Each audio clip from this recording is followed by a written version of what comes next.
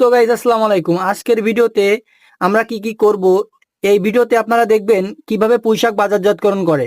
So guys আমরা কিন্তু সে ভোরবেলায় আমরা বাড়ি থেকে চলে আসছি আমাদের সেই পুঁইশাক খেতে এসে আমরা আমাদের সেই পুঁইশাক কাটা কাজে লেগে গেছি। দেখতে পাচ্ছেন আমরা এখান থেকে পুঁইশাকগুলো যেগুলো একটু লম্বা হয়েছে ওইগুলো আমরা এখান থেকে কেটে কেটে নিচ্ছি, আর কেটে কেটে নিচ্ছে এখান থেকে আমরা যে পুঁইশাকগুলো ঘন আছে এই রিলেটিভ পুঁইশাক আমরা কেটে কেটে এখানে রাখতেছি, এইগুলো আমরা এখন বাজারজাত করব।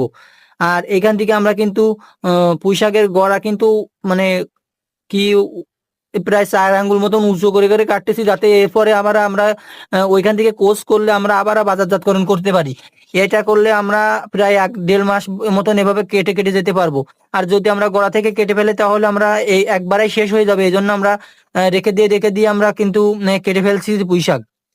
এভাবে আমরা সবগুলো পুঁইশাক আমরা কেটে নিয়ে যাবো। জন্য অনেকভাবে পুঁইশাক গুলো কাটে, কিন্তু আমাদের ফ্যাক্ট হচ্ছে অন্যরকম ভাবে। আমরা এভাবে কেটে গেলে আমরা প্রায় 1.5 থেকে 2 মাস পর্যন্ত এভাবে কেটে যেতে পারবো। এই কারণে আমরা এই টিপসটি ব্যবহার করতেছি। আপনারা চাইলে এভাবে ব্যবহার করতে পারেন। আমরা কিন্তু একদম গোড়া থেকে কাটতেছি না। আর অনেকে আছে গাছ যখন লম্বা হয়ে যায় 4-5 হাত, তখন কিন্তু আগা থেকে কেটে কেটে নেয়। আমরা কিন্তু সেটাই করি নাই। এই যে আমাদের পুঁইশাক দেখতে পাচ্ছেন প্রায় 1 হাত মতো লম্বা হয়েছে, আমরা তখন থেকে কাটা শুরু করতেছি।